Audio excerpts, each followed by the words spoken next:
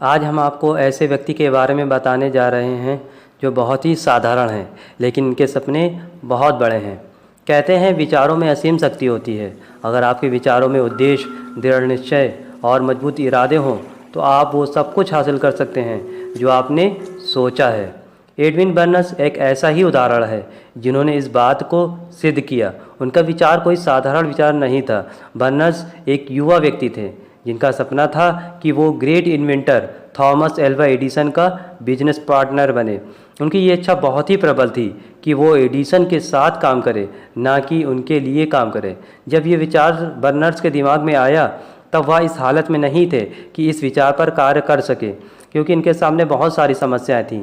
पहली तो ये कि वो मिस्टर एडिसन को जानते ही नहीं थे। इसके अलावा उनके पास इतने पैसे भी नहीं थे कि वो ऑरेंज न्यू जर्सी जाने के लिए ट्रेन की टिकट खरीद सकें, और उनके पास कोई तकनीकी कौशल भी नहीं था। फिर भी ये बाधाएं बर्नस को एडिसन की प्रसिद्ध कार्यशाला, जो कि वेस्ट ऑरेंज न्यू जर्सी में थी, तक जाने से नहीं रोक सकी।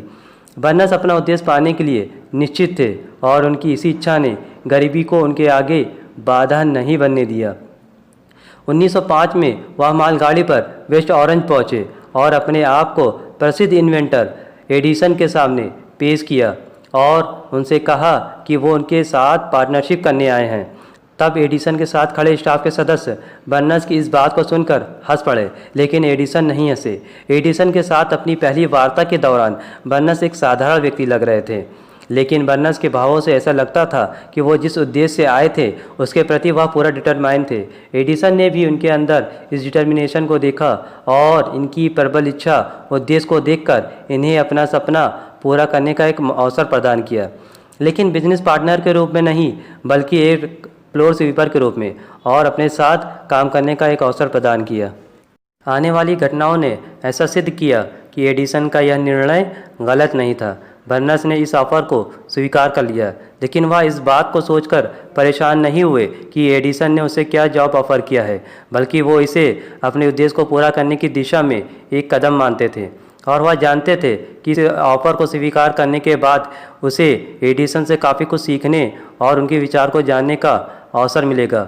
उनके मन में एक निश्चित लक्ष्य था कि उन्हें एडिसन का बिजनेस पार्टनर बनना है, और वह ऐसा पाकर ही रहेंगे, चाहे इसके लिए उनका शेष जीवन ही क्यों न लग जाए।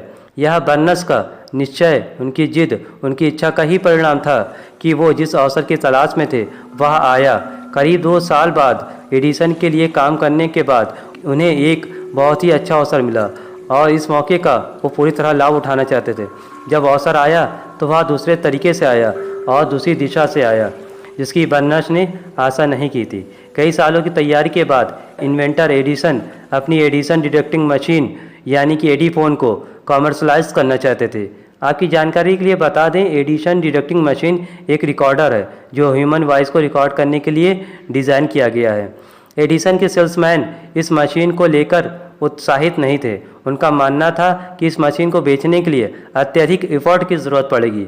उनको इस बात का संदेह था कि एडिसन का ये इन्वेंशन कॉमर्शियली कामयाब हो पाएगा या नहीं, इसलिए वो नए इन्वेंशन को बेचने को लेकर कम इंटरेस्टेड थे।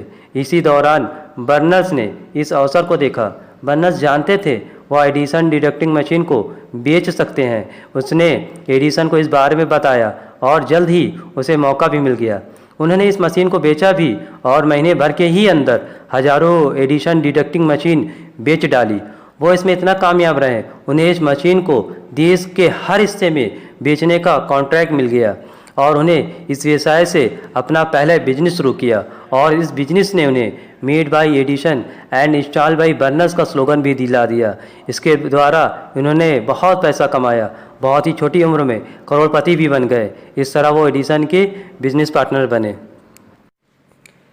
एक साधारण व्यक्ति का जिसके पास ट्रेन से चलने तक के पैसे ना हो, अपने देश के किसी फेमस इन्वेंटर या बिजनेसमैन के साथ पार्टनरशिप करने की सोचना एक कल्पना मात्र हो सकता है, लेकिन बर्नस ने यह सोच लिया था उन्हें एडिसन के साथ भागीदारी करनी है।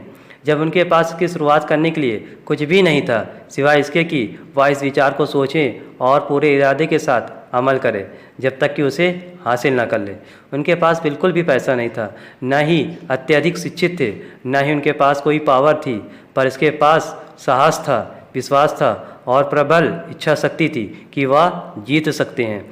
इन सभी ताकतों के साथ वह महानतम आविष्कारक का दायां हाथ बन बैठे। अगर आप किसी लक्ष्य को सोचते हैं और अपनी प्रबल इच्छा, मेहनत और सही नीतियों से उस लक्ष्य को पा सकते हैं। कोई भी कार्य मुश्किल जरूर हो सकता है, लेकिन नामुमकिन बिल्कुल नहीं हो सकता।